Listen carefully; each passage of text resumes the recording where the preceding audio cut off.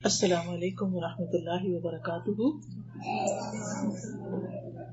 نحمده ونصلی علی رسولہ الکریم، اما بعد فاعوذ باللہ من الشیطان الرجیم، بسم اللہ الرحمن الرحیم، رب اشرح لی صدری ویسر لی امری واحلل عقدۃ من لسانی یفقہوا قولی۔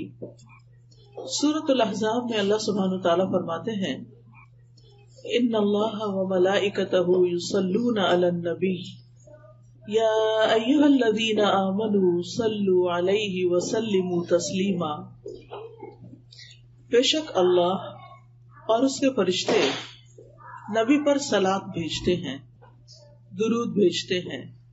اے لوگو جو ایمان لائے ہو، آپ پر صلاۃ و سلام بھیجو، خوب سلام بھیجنا۔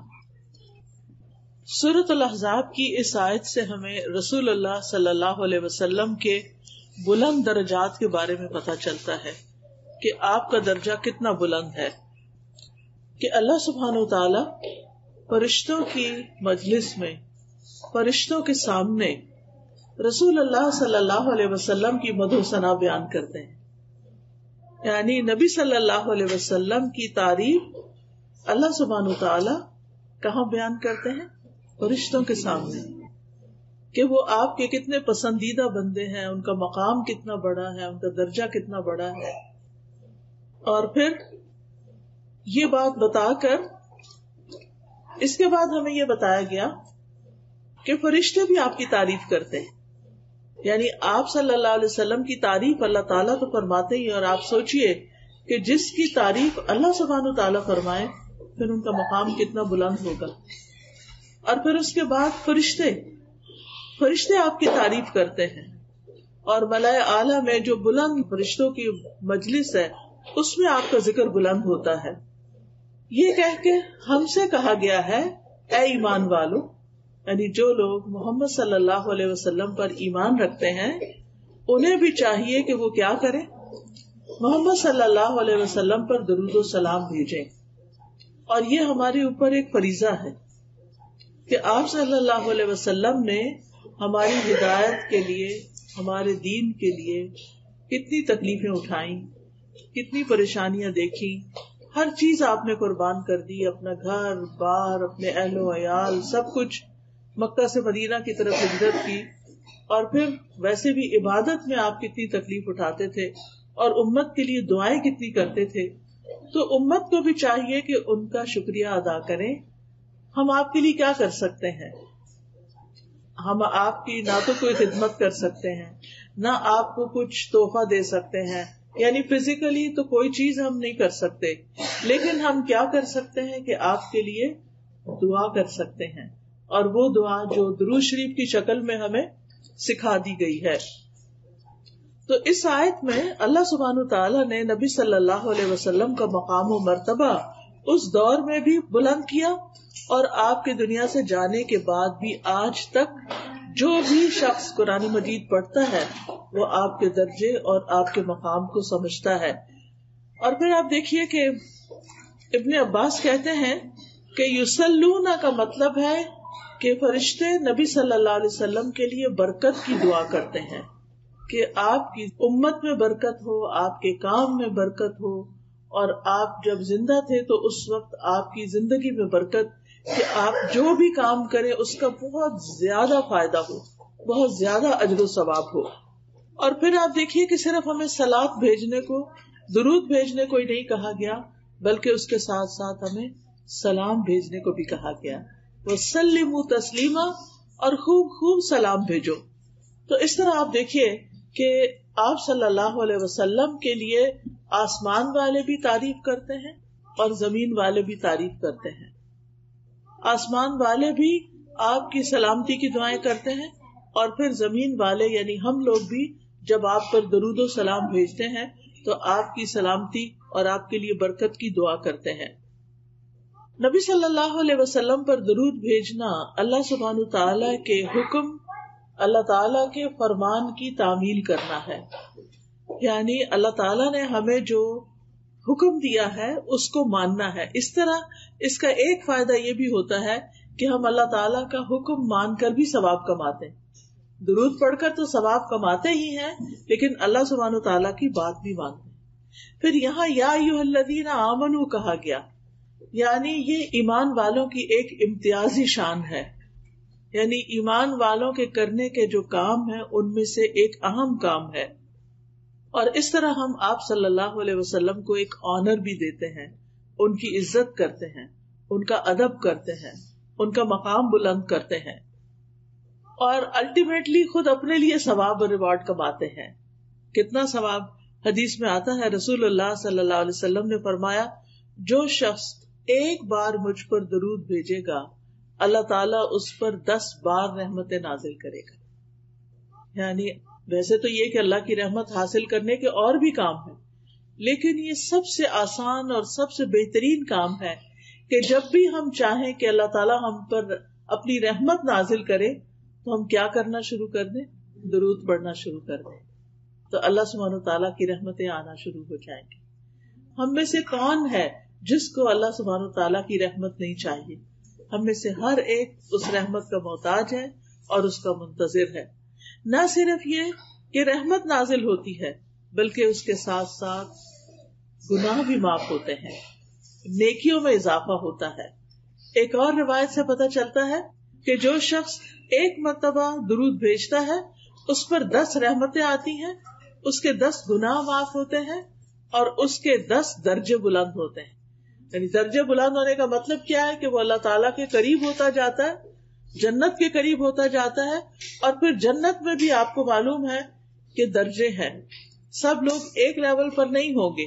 جن کے درجے اونچے ہوں گے ان کا مقام بہت بلند ہوگا اور وہ بہت زیادہ اور بھی زیادہ شان والے ہوں گے. جیسے آپ دیکھتے ہیں کہ دنیا میں بھی سب لوگوں کے درجے ایک جتنے نہیں ہوتے، کوئی کسی لیول پہ ہے، کوئی کسی پہ. خود خاندانوں میں، رشتہ داروں میں ہر ایک کا سٹیٹس الگ الگ ہے. لیکن جو شخص درود پڑھتا ہے اور جو جتنا زیادہ درود پڑھتا ہے اس کا سٹیٹس اللہ کی نگاہ میں اتنا ہی بلند ہوتا چلا جاتا ہے. اور اسی طرح ایک اور روایت میں بھی آتا ہے کہ نبی صلی اللہ علیہ وسلم نے فرمایا، جو شخص میری امت میں مجھ پر اخلاص کے ساتھ دل سے ایک درود پڑھے گا.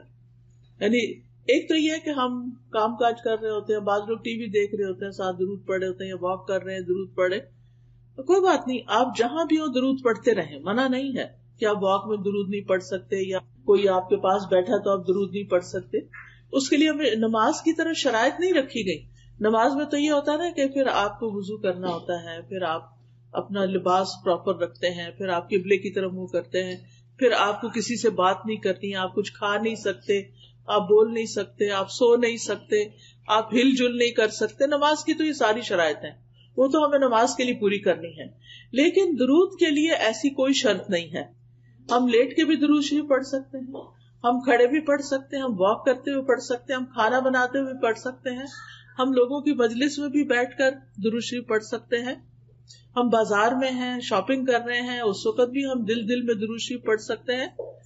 تو اس لیے جو شخص اخلاص کے ساتھ، دل کے ساتھ درود پڑھے گا تو اللہ تعالیٰ اس پہ 10 رحمتیں بھیجے گا، 10 درجے بلند ہوں گے، 10 نیکیاں لکھی جائیں گی، 10 گناہ معاف ہوں گے. یہ 4 فائدے بتائے گئے ہیں ایک مرتبہ درود پڑھنے کے. پھر اسی طرح ایک اور روایت میں آتا ہے، رسول اللہ صلی اللہ علیہ وسلم نے فرمایا، جو شخص مجھ پر درود پڑھے تو جب تک وہ مجھ پہ درود پڑھتا ہے فرشتے اس کے لیے دعا کرتے رہتے ہیں. یعنی آپ نبی صلی اللہ علیہ وسلم کے لیے دعا کریں اور فرشتے آپ کے لیے دعا کرتے رہیں گے. ایک شخص نے عرض کیا، اللہ کے رسول صلی اللہ علیہ وسلم، کیا میں اپنی دعا کا 1/3 حصہ درود نہ کر لوں؟ تو آپ نے فرمایا کہ ہاں، اگر تم چاہو تو ایسا کر سکتے ہو. اس نے کہا اگر 2/3؟ آپ نے فرمایا ہاں، اگر تم چاہو. اس نے کہا اگر میں ساری دعا درود ہی کو بنا لوں؟ تو آپ نے فرمایا پھر تو یہ تمہارے لیے، اللہ تمہارے دنیا اور آخرت کے سب غم ہم کے لیے کافی ہو جائے گا. یعنی اگر آپ کو بعض اوقات انسان کی سچویشن اتنی ٹینس ہوتی ہے کہ اس کو دعا بھی نہیں سمجھ آتی مجھے کیا مانگنا چاہیے اس وقت. یعنی بعض اوقات ہمارے کوئی عزیز پیارے زندگی اور موت کی کشمکش میں ہوتے ہیں، ہمیں سمجھ نہیں آتی ہم ان کے لیے کیا دعا کریں. ہم ان کے لیے زندگی کی دعا کریں یہ زندگی تو ان کے لیے بہت تکلیف دہ ہے. ہم انہیں اس حال میں زندہ بھی نہیں دیکھنا چاہتے کہ ہم چاہتے ہیں صحت مند ہوں.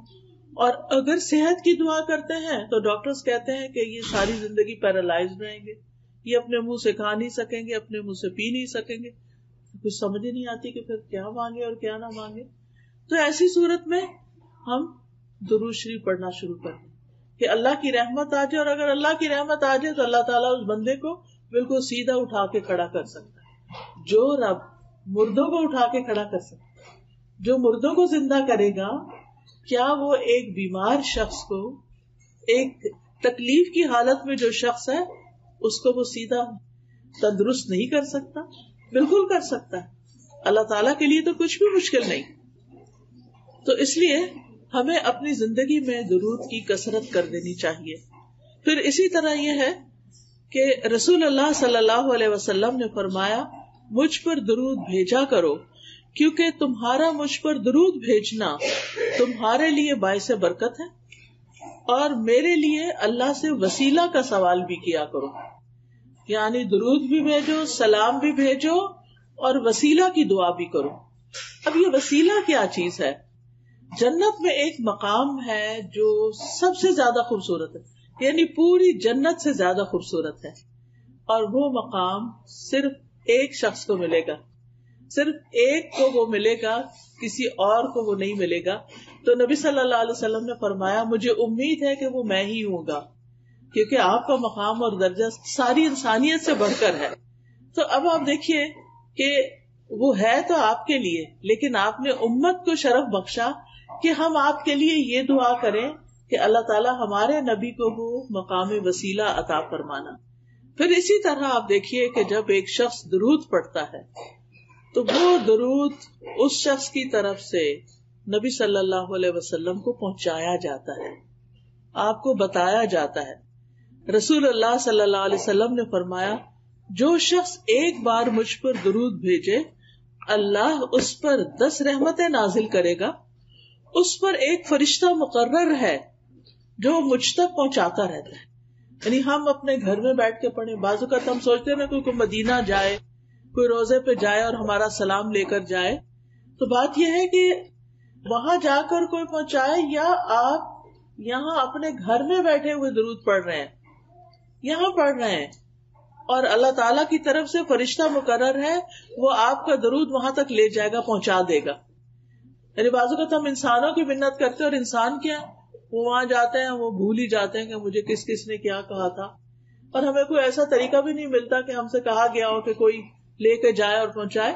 آپ جہاں پر بھی ہوں, آپ مسجد نبوی میں ہوں, آپ مدینہ میں ہوں, آپ مکہ میں ہوں, آپ سعودی عرب میں ہوں, آپ پاکستان میں ہوں, آپ کینیڈا میں ہوں, آپ کہیں پر بھی ہوں, آپ کا درود وہاں پہنچ جائے گا, اور یہ آپ کے نامہ اعمال میں بھی جمع ہوتا رہے گا. تو اس سے اچھا کیا تحفہ ہے جو ہم نبی صلی اللہ علیہ وسلم کو بھیج سکتے ہیں. یعنی اگر ہم آپ کے لیے کوئی پیسے بھیجیں, یا کوئی گولڈ بھیجیں, یا کوئی کھانے کی چیز بھیجیں, وہ تو نہیں آپ کو پہنچ سکتی, لیکن اگر ہم درود بھیجتے ہیں تو وہ آپ کو پہنچتا رہتا ہے. اور ہمیں طریقہ بھی بتا دیا گیا. رسول اللہ صلی اللہ علیہ وسلم نے فرمایا تم کہیں بھی ہو مجھ پر درود بھیجو, کیونکہ تمہارا درود مجھ تک پہنچ جاتا ہے, ہر جگہ سے پہنچ جاتا ہے. اب جو شخص نبی صلی اللہ علیہ وسلم کے لیے درود بھیجے گا اور سلام بھیجے گا, اور خاص طور پر آپ کے لیے وسیلہ کی دعا کرے گا, تو قیامت کے دن اس کو نبی صلی اللہ علیہ وسلم کی سفارش حاصل ہوگی, اس کے لیے شفاعت ہوگی. رسول اللہ صلی اللہ علیہ وسلم نے فرمایا جو مجھ پر درود بھیجتا ہے یا میرے لیے وسیلہ مانگتا ہے, قیامت کے دن اس کے لیے میری شفاعت ثابت ہو جائے گی, یعنی پکی ہو جائے گی کہ میں اس کے حق میں سفارش کروں. سفارش کس کو ضرورت ہوتی ہے؟ جس کے اپنے پاس پورا نہ ہو کامیابی کے لیے. یعنی اگر کوئی شخص خود لیک کرتا ہے کسی چیز میں تو پھر دوسرا اس کی سفارش کر دیتا ہے, آپ اس کو یہ جاب دے دیں, آپ اس کو یہ جگہ دے دیں, آپ اس کے لیے یہ کر دیں, تو وہ اس کے لیے آسانی ہو جاتی. تو اسی طرح جو شخص جنت میں جانے کے لیے اس کو ایک نیکی کم ہے یا تھوڑی سی ضرورت ہے, تو پھر وہ نبی صلی اللہ علیہ وسلم اس کے حق میں سفارش کریں گے کہ اس کو جنت دے دی جائے, کیونکہ اس نے مجھ پر درود بھیجا تھا. اسی طرح اگر کوئی شخص اپنے برے اعمال کی وجہ سے توبہ کیے بغیر دنیا سے چلا گیا اور قیامت کے دن اس کی پکڑ ہو گئی اور اس کو جہنم میں پھینک دیا گیا، تو نبی صلی اللہ علیہ وسلم کو اللہ تعالیٰ حق دیں گے شفاعت کا، حق کے شفاعت، اور پھر آپ کی سفارش سے اس کو آگ سے بھی نکال لیا جائے گا۔ تو اس لیے ہمیں اپنی زندگی میں درود کا اہتمام کرتے رہنا چاہیے، کوئی دن ہمارا خالی نہ جائے۔ ویسے تو الحمدللہ جب ہم اذان سنتے ہیں تو اس کے بعد درود جو ہے وہ پڑھتے ہیں، وہ موقع ہوتا ہے درود پڑھنے کا۔ پھر اسی طرح نماز ہماری مکمل ہی نہیں ہوتی، نماز پوری ہی نہیں ہوتی، نماز ادا ہی نہیں ہوتی اگر ہم اس میں درود شریف نہ پڑھیں۔ مثلاً اگر کسی کا اتحیات پڑھتے ہوئے اتحیات پر وضو ٹوٹ گیا اور اس نے درود نہیں پڑھا تو اس کو نماز لوٹانی ہوگی، کیونکہ اس کی نماز نہیں ہوئی۔ تو اس لیے چاہے آپ اس وقت پورا درود نہ بھی پڑھ سکیں، اللہم صلی علی نبینا محمد کہہ دیں، اللہم صلی وسلم وبارک علی نبینا محمد، اللہم صلی علی محمد وعلی آل محمد، یعنی کوئی بھی آپ اس میں سے پڑھ لیتے ہیں اور سلام جلدی سے پھیر دیتے ہیں کہ اس وقت آپ مزید کنٹینیو نہیں کر سکتے کہ آپ کا وضو ٹوٹ جائے گا، تو آپ کی نماز پوری ہو جائے گی اگر آپ نے درود شریف پر اینڈ کر دیا۔ تو اس سے بھی آپ اندازہ لگائیں کہ کتنا ضروری ہے۔ پھر آپ دیکھیے کہ جو شخص صبح کے وقت فجر کی نماز سے لے کر سورج نکلنے سے پہلے 10 دفعہ درود شریف پڑھتا ہے تو اس کے لیے بھی آپ کی شفاعت ہے۔ اور کتنی رحمتیں، ایک دفعہ پڑھنے پر 10 رحمتیں، تو 10 دفعہ پڑھنے پر کتنی ہوں گی؟ 100 رحمتیں ہو جائیں گی۔ یعنی صبح ہی صبح اپنا دن شروع کرنے سے پہلے آپ 100 رحمتیں سمیٹ لیتے ہیں۔ پھر اسی طرح نبی صلی اللہ علیہ وسلم پر جب تک درود نہ پڑھا جائے دعا روک لی جاتی۔ یعنی کچھ دعائیں ایسی ہیں کہ جن میں ہمیں پہلے درود شریف پڑھنا ہی ہوتا ہے اور پھر اس کے بعد دعا مانگی جائے تو درود شریف اس دعا کو اوپر لے جانے کا سبب بنتا ہے۔ پھر اسی طرح آپ صلی اللہ علیہ وسلم نے فرمایا، بخیل ہے وہ شخص، سٹنجی ہے وہ شخص کہ جس کے سامنے میرا ذکر کیا جائے اور وہ مجھ پر درود نہ پڑھے۔ درود پڑھنا جو ہے یہ جنت میں لے جانے والا کام ہے، اور جو درود نہیں پڑھتا وہ جنت میں جانے کا راستہ کھو دیتا ہے۔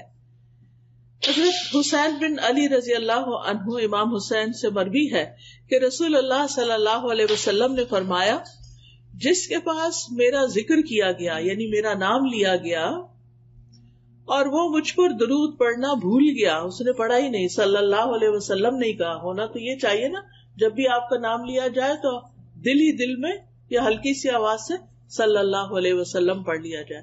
اور جو نہیں پڑھتا، اس نے دھیان سے نہ سنا اور نہ پڑھا، وہ جنت کے راستے سے بھٹک گیا، یعنی جو راستہ جنت کی طرف لے جانے والا تھا اس نے وہ چھوڑ دیا، وہ کہیں اور ہی چل پڑا۔ یعنی اس سے بھی اس کی امپورٹنس کا پتہ چلتا ہے۔ پھر اسی طرح ایک دفعہ نبی صلی اللہ علیہ وسلم مسجد نبوی میں تشریف لے گئے تو آپ ممبر کی سیڑھیوں پہ چڑھ رہے تھے، 3 سیڑھیاں تھی، ہر دفعہ آپ نے آمین کہا، دوسری سیڑھی پہ قدم رکھا آمین کہا، تیسری پہ قدم رکھا تو آمین کہا۔ صحابہ نے پوچھا کہ ہمیں کوئی دعا تو سنائی نہیں دی گئی، آپ نے کس پہ آمین کہا؟ تو آپ نے فرمایا کہ میں جب پہلی سیڑھی پر قدم رکھ رہا تھا تو جبریل میرے پاس آئے اور جبریل نے آ کر مجھ سے کہا کہ جس نے رمضان کا مہینہ پایا اور پھر اس کی بخشش نہ ہو سکی تو اللہ تعالیٰ اس کو اپنی رحمت سے دور کر دے۔ تو میں نے کہا آمین۔ دعا جبریل مانگ رہے ہیں، آمین محمد صلی اللہ علیہ وسلم کہہ رہے ہیں۔ پھر فرمایا، جس نے اپنے والدین یا دونوں میں سے کسی ایک کو پایا اور آگ میں داخل ہو گیا، اس کو بھی اللہ اپنی رحمت سے دور کرے۔ کیا مطلب ہے اس کا؟ کہ جس نے اپنے والدین کو بڑھاپے میں پایا یا ویسے والدین اس کے پاس آئے اور اس نے ان کی خدمت نہ کی، ان کا خیال نہیں رکھا اور ان کو خوش نہیں کیا، تو پھر کیا ہے؟ اللہ اس کو اپنی رحمت سے دور کر دے۔ اللہ کے حق کے بعد سب سے پہلا حق والدین کا حق ہوتا ہے، بھلے انہوں نے زندگی میں ہمارے ساتھ کوئی زیادتی کی ہو، کیونکہ کچھ بچوں کو اپنے ماں باپ سے بہت شکایت ہوتی ہے، اور خاص طور پر جب بچے چھوٹے ہوتے ہیں تو اس وقت تو ان کو خواہ کی شکایتیں ہوتی ہیں، اور بعض اوقات وہ سمجھتے ہیں کہ ماں باپ کو تو کچھ پتہ ہی نہیں ہے، ہم زیادہ علامہ فلسفی بن گئے ہیں، 4 جماعتیں پڑھ کے اور ماں باپ تو بس یہ تو دیسی ہیں، پیچھے سے آئے ہیں، ان کو نہیں پتا کہ یہاں کیا ہوتا ہے. تو بات یہ ہے کہ ماں باپ کچھ بھی ہو، چاہے چٹے ان پڑھ ہی کیوں نہ ہو، ہم پر لازم ہے کہ ہم ان کی رسپیکٹ کریں، ہم ان کی کیئر کریں، ہم ان کا خیال کریں، چاہے وہ غلطیاں کر رہے ہوں. پھر بھی حضرت اسماء رضی اللہ تعالی عنہا کی والدہ مشرکہ تھی، مشرک تھی، مسلمان نہیں ہوئی تھی. حضرت اسماء ہجرت کر کے مدینہ آ گئی تھی، کیونکہ جتنے بھی مسلم تھے انہوں نے مکہ چھوڑا، مدینہ آ گئے. اب ظاہر ہے بیٹی مدینہ میں ہے اور ماں مکہ میں ہے. اب ماں کو کچھ ضرورت پیش آتی ہے تو وہ مکہ آتی ہے ٹریول کر کے. اس زمانے کا ٹریول 8 دن سے پہلے پہنچتے نہیں تھے لوگ. اور وہ آ کے اپنی بیٹی کے پاس جاتی ہے اور کہتی ہے کہ بیٹی مجھے کچھ ضرورت ہے، کچھ مال کی ضرورت ہے، میری کچھ ضروریات ہیں تو تم پوری کرو. کیونکہ اس کو پتا تھا کہ ابو بکر کی بیٹی ہے رضی اللہ تعالیٰ عنہ کی، اور ابو بکر ایک مالدار انسان ہے اور بیٹی کے پاس بھی ہوگا تو بیٹی مجھے کچھ دے گی. اب ان کو پریشانی ہوئی کہ میری ماں تو مسلم ہی نہیں ہے، تو میں ان کے ساتھ حسن سلوک کروں یا نہ، میں ان کو کچھ دوں یا نہ. شاید مجھے اپنا مال صرف مسلم ماں کو ہی دینا چاہیے تو ان کو نہیں دے سکتی. تو انہوں نے کہا اچھا میں ذرا ابھی آتی ہوں. پھر وہ نبی صلی اللہ علیہ وسلم کے پاس تشریف لائیں اور آپ سے پوچھا کہ اللہ کے رسول صلی اللہ علیہ وسلم میری والدہ مکہ سے آئی ہیں اور وہ مسلمان نہیں ہیں اور وہ مجھ سے مدد چاہتی ہیں، کیا میں ان کی مدد کر دوں؟ تو آپ نے فرمایا صلی امکی، اپنی ماں کے ساتھ صلہ رحمی کرو، یعنی اپنی ماں کے ساتھ حسن سلوک کرو. یعنی ماں جو کچھ کہتی ہے، جو مانگ رہی ہے وہ دو اس کو. یعنی اگر ماں آپ کے خیال میں بہت گناہ گار ہے، اللہ نہ کرے کسی کی بھی ماں ہو، لیکن بعض لوگ ہوتے ہیں ان کو بڑے گلے شکوے ہوتے ہیں، ہماری ماں کا کیریکٹر ٹھیک نہیں، ہماری ماں یہ ایسی اور ویسی. روح کانپ اٹھتی ہے بعض اوقات لوگوں کی شکایتیں سن سن کے جو ان کو اپنی ماں سے ہوتی ہیں یا باپ سے ہوتی ہیں. بعض اوقات ماں اور باپ میں نہیں بنتی، آپس میں لڑائی ہو جاتی ہے، طلاق ہو جاتی ہے، کچھ بچے ماں کے بن جاتے ہیں، کچھ باپ کی طرف ہو جاتے ہیں، پھر وہ ان کو ایک دوسرے کو بلیم کرتے رہتے. یاد رکھیے ماں اور باپ کی لڑائی میں کبھی آپ کسی ایک کا فریق نہ بنے، کسی ایک کی پارٹی نہ بنے، آپ دونوں کی رسپیکٹ دیں. ٹھیک ہے ماں کا درجہ 3 گنا زیادہ ہے، لیکن اگر ماں کہتی ہے کہ باپ سے ملو ہی نہیں تو یہ اس کی بات غلط ہے. ٹھیک ہے جب تک آپ ماں کے پاس ہیں آپ کو سننی ہوگی بات، لیکن جب آپ انڈیپینڈنٹ ہو جائیں، الگ ہو جائیں، شادی ہو جائے، اپنے گھر والے ہو جائیں تو باپ کو ضرور یاد کریں، باپ کے پاس جائے. یہ ضروری نہیں کہ آپ ماں کو آ کے بتائیں ہم ہو کر آئے، ہم نے باپ کو یہ دیا، یہ باپ کے ساتھ ایسا کیا، کیونکہ اس سے اس کا دل خفا ہوگا. لیکن آپ کے اوپر اپنا جو فرض بنتا ہے باپ کی بھی دیکھ بھال کرنے کا، اس کو آپ پورا کریں. چاہے باپ نے آپ کو ڈس اون کر دیا، نکال دیا گھر سے، جو بھی کیا اس کا وہ ذمہ دار خود ہے، وہ اللہ کو جواب دے گا. اس کے لیے بھی دعا کرے اللہ اس کو بخش دے. لیکن کہنے کا مطلب یہ ہے کہ والدین کی عزت، والدین کے ساتھ حسن سلوک ہمارے دین کا ایک حصہ ہے، اور ہم مسلمانوں کی شناخت ہے کہ وہ اپنے ماں باپ کو یاد رکھتے ہیں.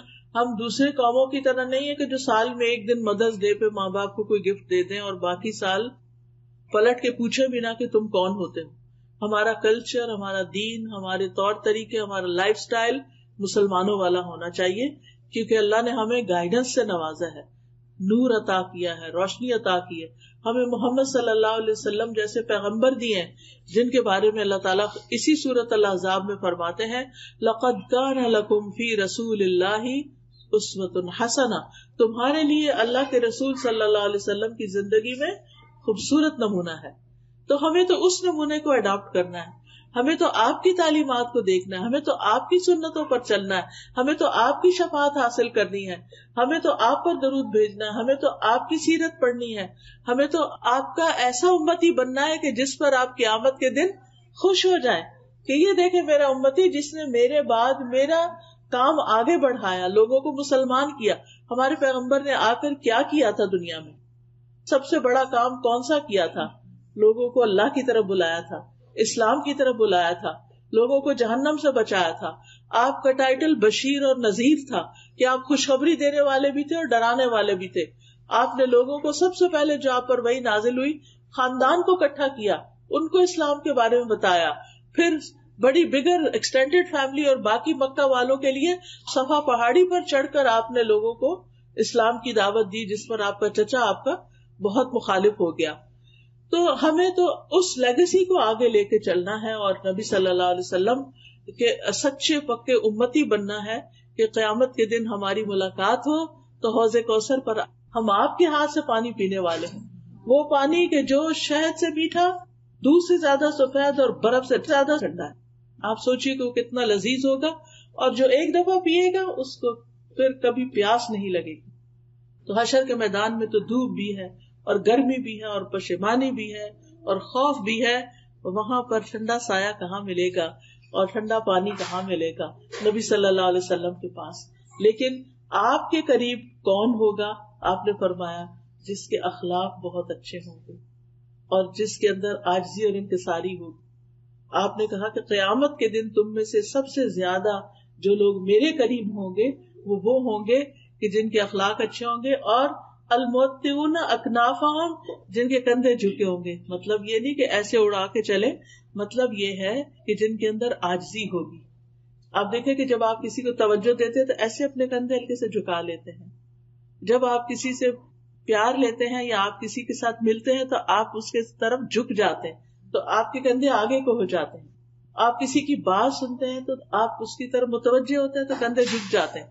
تو آپ نے کندھے جھکانے والے کی تعریف کی کہ وہ قریب ہوں گے قیامت کے دن میرے، یعنی جن کے اندر انسانوں کی ہمدردی ہوگی، انسانوں کے ساتھ اچھا سلوک کرتے ہوں گے، ان کا خیال رکھتے ہوں گے. اور اس کی ابتدا جو ہوتی ہے وہ اپنے گھر سے ہی ہوتی ہے کہ اپنے بہن بھائیوں کے ساتھ، اپنے رشتے داروں، اپنے والدین کے ساتھ، اپنے دوستوں کے ساتھ، جو بھی ہمارے ساتھ رہتے ہوں، سب سے پہلے حسن سلوک کے جو محتاج ہیں وہ وہی ہیں. ایک شخص آپ کے پاس آیا اور اس نے کہا کہ میں سب سے زیادہ اچھا سلوک کس کے ساتھ کروں؟ میرے حسن سلوک کا سب سے زیادہ مستحق کون ہے؟ آپ نے فرمایا امو کی، تمہاری ماں. وہ پھر سوال لے کر آیا، اس کے بعد کس سے اچھا سلوک کروں؟ فرمایا تمہاری ماں. اس نے پھر سوال کیا کہ سب سے زیادہ اچھے سلوک کا مستحق کون ہے، یعنی سب سے زیادہ میں نیکی کس کے ساتھ کروں، کس کا خیال سب سے زیادہ رکھوں؟ فرمایا تمہاری ماں. اس نے پھر سوال کیا کہ شاید اب مجھے کچھ اور پتا چلے، تو آپ نے فرمایا تمہارا باپ. تو باپ کی بھی عزت ہے، لیکن باپ کے مقابلے میں ماں کا مقام، عورت کا مقام اللہ کے رسول صلی اللہ علیہ وسلم نے بہت بڑھایا، اور اس انسان کو تعلیم دے کر ہم سب کو بھی سکھا دیا کہ ہمیں کیا کرنا ہے. کیونکہ ماں تکلیف زیادہ اٹھاتی ہے، ماں حمل اٹھاتی ہے، ماں پھر ولادت کی تکلیف اٹھاتی ہے، ماں دودھ پلاتی ہے، راتوں کو جاگتی ہے، تو پھر ہر سٹیپ کے حساب سے اس کا درجہ بھی بلند ہوتا چلا جاتا ہے. اور پھر تیسری دفعہ آپ صلی اللہ علیہ وسلم کے سامنے جبریل علیہ السلام نے دعا مانگی کہ جس کے سامنے آپ کا ذکر آئے اور وہ آپ پر درود نہ بھیجے، اللہ اس کو بھی اپنی رحمت سے دور کر دے. تو آپ نے فرمایا آمین. تو اس سے پتہ چلتا ہے کہ ہم میں سے ہر ایک کو خود سے بھی درود پڑھنا چاہیے، لیکن اگر کوئی پڑھ رہا ہو تو اس کے ساتھ ہمیں بھی یاد کرنا چاہیے نبی صلی اللہ علیہ وسلم کو، ہمیں بھی درود پڑھنا چاہیے. اور درود پڑھنے کے فائدے آخرت میں تو ہو گئی، شفاعت ملے گی، آپ کا قرب ملے گا، آپ کے ہاتھوں حوض کوثر پہ پانی ملے گا، لیکن دنیا میں بھی اس کے فائدے ہیں. اور یہ تجربہ شدہ بات ہے کہ جس کی زندگی میں مشکلات آ جائیں، جس کی زندگی میں پریشانیاں آ جائیں، وہ درود شریف کی کثرت کر دے. جو لوگ آپ میں سے عمرے پر گئے، جن کو سعادت اللہ نے نصیب کی، وہ لوگ مسجد قباء بھی گئے ہوں گے. مسجد قباء جانے کا ثواب کتنا ہے کہ جو شخص اپنے گھر سے وضو کر کے چلے، مسجد قباء جائے، وہاں 2 رکعت نماز پڑھے، اس کو پورے عمرے کا ثواب ملتا ہے. یہ ہمیں نبی صلی اللہ علیہ وسلم نے ہی بتایا. تو مسجد قباء کے ایک امام ہیں شیخ صالح المغامسی. صالح المغامسی جو تھے، ان کے دل میں کوئی تکلیف ہو گئی تو ان کا ہارٹ کا آپریشن ہوا. جب ہارٹ کا آپریشن ہوا، آپریشن تو اچھا ہو گیا، لیکن نیکسٹ ڈے پتا چلا کہ خون واپس دل کے اوپر جم رہا ہے اور بہت خطرناک صورت پیدا ہو گئی ہے اور دوبارہ آپریشن کرنا پڑے گا. اب جب وہ ہوش میں تھے، وہ خوش تھے پہلے کہ میرا آپریشن کامیاب ہو گیا، لیکن انہوں نے دیکھا کہ 10 ڈاکٹر آ گئے اور وہ آپس میں ڈسکشن کر رہے ہیں، تو ان کو سمجھ آئی کہ یہ کوئی مسئلہ گڑبڑ ہے. بہرحال انہوں نے آ کے خبر سنائی کہ آپ کا آپریشن دوبارہ ہوگا. اب آپ سوچئے کہ ایک شخص ایک دفعہ سرجری سے گزرا ہے اور دوسری دفعہ اب اس کی سرجری ہونے لگی ہے. تو اب کیا ہوا کہ کہتے ہیں کہ شیخ یہ خبر سن کے بے ہوش ہو گئے. اور کلمہ پڑھنے لگے اشہد ان لا الہ الا اللہ اشہد ان محمد رسول اللہ، کہ انہیں یہ لگا کہ اب تو میں دوبارہ بچتا نہیں ہوں، میری تو جان جانے والی ہے. اور اس کے ساتھ ہی انہوں نے کہا کہ ٹھیک ہے آپ آپریشن کرتے ہیں تو کر لیجئے. اب ہوا یہ کہ وہاں پر ایک نرس تھی، لبنانی نرس، اس نے دیکھا کہ شیخ بہت پریشان ہے. وہ شیخ سے بڑی متاثر تھی. وہ پتا چلا کہ مسجد قباء کے امام ہے، تو آپ سوچئے کہ اگر ہمیں بھی پتا چلے تو ہم ضرور زیارت ملاقات کے لیے جائیں کہ اتنی بڑی شخصیت آئی ہے. تو نرس کو جب پتا چلا کہ شیخ کا آپریشن دوبارہ ہو رہا ہے اور اتنی بڑی تکلیف دوبارہ اٹھانے لگے ہیں، تو چونکہ لبنانی بھی عرب ہوتے ہیں تو وہ شیخ سے کہنے لگی یا صالح صلی علی النبی وربی یفرج. شیخ صالح تم درود کیوں نہیں پڑھتے، اللہ مشکل آسان کر دے گا. سبحان اللہ. شیخ نے اسی وقت شروع کر دیا اللہم صلی علی محمد وعلی آل محمد، اللہم صلی علی محمد وعلی آل محمد، پڑھنا شروع کر دیا. شیخ اپنا یہ قصہ خود سناتے ہیں صحیح ہونے کے بعد، قسم اٹھا کے کہ کوئی چیز اندر تبدیل ہو گئی. یہ درود پڑھ رہے تھے اور کوئی چیز اندر تبدیل ہو گئی، اور جو میرے آپریشن کے لیے سارا تیاری کر کے رکھی ہوئی تھی وہ دھری کی دھری رہ گئی. یعنی کہ اینڈ میں دوبارہ انہوں نے جب ہارٹ کو سکین کیا ہوگا یا جو بھی اللہ جانے کیا، جب انہوں نے الٹرا ساؤنڈ کی اسکرین دیکھی تو حیران ہو گئے کہ یہ تو سب کچھ ٹھیک ہو گیا ہے، سب تبدیل ہو گیا ہے اندر، تب ضرورت نہیں رہی. اور شیخ اس وقت پھر رونا شروع ہو گئے کہ یہ درود شریف کی برکت سے ہوا. تو آپ دیکھیے کہ یہ کسی عام انسان کا قصہ نہیں ہے. شیخ ہیں جو خود لوگوں کو ہر وقت تعلیم دیتے ہیں. ان کے اتنے بے شمار لیکچر ہیں. میں ہر ہفتے ان کے لیکچر، جب میں تدبر قرآن ویکینڈ پہ میری کلاس ہوتی ہے قرآن مجید کی تفسیر کی، تو میں ان کو ضرور سنتی ہوں. اور اب تو ویک ڈیز میں بھی ہو رہی، تو الحمدللہ اللہ نے موقع دیا. تو ماشاءاللہ یہ اتنی اچھی قرآن کی تفسیر کرتے ہیں، عربی میں ہوتی ہے آبویسلی، اتنی اچھی تفسیر کرتے ہیں کہ بالکل نئے طریقے سے چیزیں سمجھ میں آتی ہیں. اب ایک شخص جو اتنا بڑا عالم ہو، کسی معمولی شخص کو کوئی مسجد قباء کا امام نہیں لگایا جاتا. اس کا علم، اس کا تجربہ، اس کے کریڈینشلز کیسے ہوں گے. لیکن ہوتا یہ ہے کہ ہم سب انسان ہیں. کوئی کتنا بھی نیک ہو، کوئی کسی بھی درجے پہ پہنچا ہوا ہو، کوئی کسی بھی مقام پہ ہو، یاد نہیں رہتا. اور خاص طور پہ جب تکلیف پریشانی آتی ہے تو بھول جاتے ہیں کہ اس وقت ہم درود بھی پڑھ سکتے ہیں. تو اس وقت ہو سکتا ہے کہ ایک بالکل عام شخص جس کے پاس بہت نالج نہ ہو، لیکن اس نے ایک چیز پکڑی ہوئی ہو علم کی اور اس پر عمل کرنے والا ہو سکتا ہے وہ نرس خود بہت پڑھتی ہو. تو جو شخص خود کوئی چیز کرتا ہے، جب وہ کچھ کہتا ہے تو اس کے کہنے کا اثر بھی اور ہوتا ہے، اور پھر دوسرے پہ جو اثر ہوتا ہے اور دوسرا جب وہ کام کرتا ہے اس کو بھی فائدہ ہوتا ہے. کیونکہ نیک عمل کی برکتیں بہت ہوتی. وہ خاتون نے کا کہنا اور شیخ کا پڑھنا اور یہ سب چینج ہونا، اور انہوں نے واقعہ بیان کیا اور قسم کھا کے بتایا کہ یہ بالکل سچا واقعہ ہے. تو اس سے یہ پتہ چلتا ہے کہ ہم میں سے ہر ایک کو اپنی زندگی میں درود شریف کی کثرت کر دینی چاہیے. اور خاص طور پر جمعے کے دن جو ہے وہ آپ صلی اللہ علیہ وسلم نے خود حکم دیا ہے کہ جمعے کے دن یعنی جمعے کی رات سے ہی شروع ہو جائے. جمعرات کا دن جب اینڈ ہوتا ہے اور مغرب ہو جاتی ہے تو جمعہ شروع ہو جاتا ہے. عربی زبان میں رات پہلے آتی ہے کیونکہ لونر کیلنڈر استعمال کرتے ہیں نا، چاند کا رات والا. تو وہ چاند کے نظر آنے سے شروع ہو جاتا ہے نا کیلنڈر. یعنی جس وقت چاند نظر آئے مہینہ شروع ہو گیا، رمضان شروع ہو گیا، آپ روزے سے پہلے ہی تراویح شروع کر دیتے ہیں. لیکن جو دوسرا کیلنڈر ہے ہمارا شمسی کیلنڈر، چونکہ ہم سورج کے ساتھ وہ سب کرتے ہیں تو وہ ہمارا دن سے کیلنڈر شروع ہوتا ہے، ان کا رات سے شروع ہوتا ہے. تو جتنا بھی عربی میں رات کا ذکر پہلے آتا ہے. تو جب رات ہو جائے یعنی کہ جمعرات ختم ہو اور جمعے کی رات شروع ہو جائے تو درود کی کثرت شروع کر دیا کریں. اللہ ہم سب کو توفیق عطا فرمائے. کیونکہ نبی صلی اللہ علیہ وسلم کا نام سنتے ہی ہمیں پڑھنا چاہیے، نماز میں پڑھنا چاہیے، دعا سے پہلے پڑھنا چاہیے، کسی مجلس میں بیٹھے ہو تو پڑھنا چاہیے. رسول اللہ صلی اللہ علیہ وسلم نے فرمایا جو لوگ کسی جگہ پر مجلس کریں، یعنی کوئی سوشل گیدرنگ بھی ہے لیکن اس میں اللہ کا ذکر نہ کریں اور نہ اپنے نبی پر درود بھیجیں تو وہ ان کے لیے نقصان کا باعث ہوگی. اللہ چاہے تو اس میں اگر کوئی ایسی چیز ہوئی تو اس پہ انہیں پکڑ سکتا ہے، چاہے تو انہیں بخش بھی دے. اسی طرح جو لوگ کسی مجلس میں بیٹھے اور وہاں وہ اللہ کا ذکر نہ کریں اور درود نہ پڑھیں تو وہ مجلس قیامت کے دن ان کے لیے حسرت کا باعث ہوگی. یعنی آپ لوگوں سے شرمائے نہیں کریں, آپ جہاں بھی ہوں بات کریں, لوگوں کے جو ڈسکشن ہو رہی ہے اس میں حصہ لیں اور بیچ کے گیپس میں درود بھی پڑھ لیا کریں. اسی طرح اذان کے بعد درود پڑھیں, مسجد میں داخل ہوتے وقت درود پڑھیں, اللہم اغفر لی ذنوبی وافتح لی ابواب رحمتک, اور پھر اللہم صلی علی محمد وعلی آل محمد. پھر صفا مروہ کی سعی کرنے کے نصیب ہو, آپ جس وقت طواف کر رہے ہوں اس میں بھی, اور خاص طور پر جمعے کی رات اور جمعے کے دن نبی صلی اللہ علیہ وسلم نے خاص طور پر اس کی تاکید کی. پھر جب نماز جنازہ ہوتا ہے تو اس کی دوسری تکبیر جب ہوتی ہے اس کے بعد بھی درود پڑھا جاتا ہے. قنوت نازلہ میں پھر نبی صلی اللہ علیہ وسلم کا نام لکھتے وقت صلی اللہ علیہ وسلم لکھنا چاہیے, اور ہر وقت چلتے پھرتے, کھانا پکاتے, اٹھتے بیٹھتے, لیٹتے, رات کو سوتے وقت آپ درود پڑھتے پڑھتے سو جائیں. رحمتیں آ رہی ہیں آپ کی اور آپ نیند کی آغوش میں چلے جائیں. کچھ لوگوں کو انسومنیا ہوتا ہے تو اس کا ایک بڑا اچھا یہ طریقہ ہے کہ آپ درود پڑھنا شروع کر دیں, تسبیح کرنا شروع کر دیں.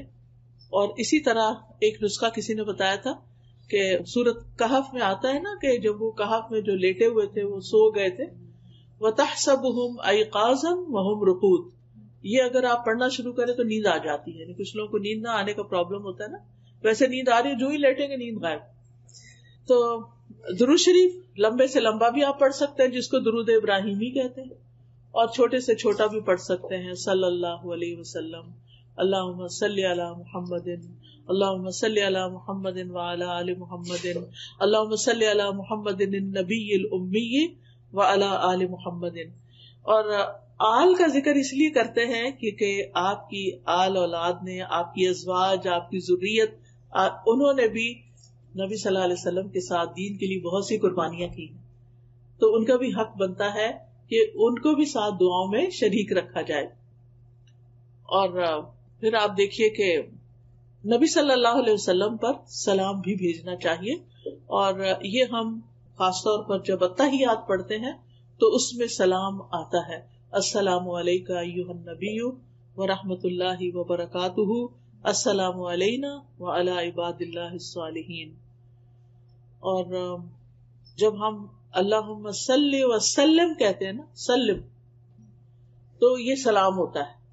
تو یہ والا درود جب آپ پڑھتے ہیں نا, اللہم صلی وسلم وبارک علی نبینا محمد, تو یہ بہت جامع سے الفاظ ہیں اور اس میں درود اور سلام سبھی کچھ آ جاتا ہے. فرشتے ہمارا سلام بھی نبی صلی اللہ علیہ وسلم کو پہنچا دیتے ہیں. تو بہرحال کرنے کا کام یہ ہے کہ ہمیں نبی صلی اللہ علیہ وسلم پر کثرت سے درود و سلام پڑھنا چاہیے, خصوصاً جمعے کے دن, اور پھر دعائیں مانگنے سے پہلے, اور پھر غم, دکھ, ڈپریشن, پریشانی, ان چیزوں سے بچنے کے لیے, بچوں کی ہدایت اور اصلاح کے لیے, اور اللہ تعالیٰ کی فوری رحمت حاصل کرنے کے لیے آذان سننے کے بعد. اور پھر یہ ہے کہ جو درود آپ نے خود پڑھا اور ہمیں سکھایا اس کو پریفرنس دیں, اس کو فضیلت دیں. بعض لوگ وہ درود نہیں پڑھتے, اپنے خود سے بنائے ہوئے جو ہیں ان کے پیچھے لگ جاتے ہیں اور ان کی خود ہی فضیلت بنا لیتے ہیں. تو ہم پر کوئی وحی تو نہیں آتی نا کہ ہمیں پتا چلے کہ کیا زیادہ بہتر ہے. تو وحی کے ذریعے نبی صلی اللہ علیہ وسلم نے ہمیں جو درود بتائے ہیں ان کی پابندی ضروری ہے. اللہ سبحانہ وتعالی ہمیں توفیق عطا فرمائے. سبحانک اللہم و بحمدک, اشہد ان لا الہ الا انت, استغفرک و اتوب الیک. السلام علیکم و رحمۃ اللہ وبرکاتہ.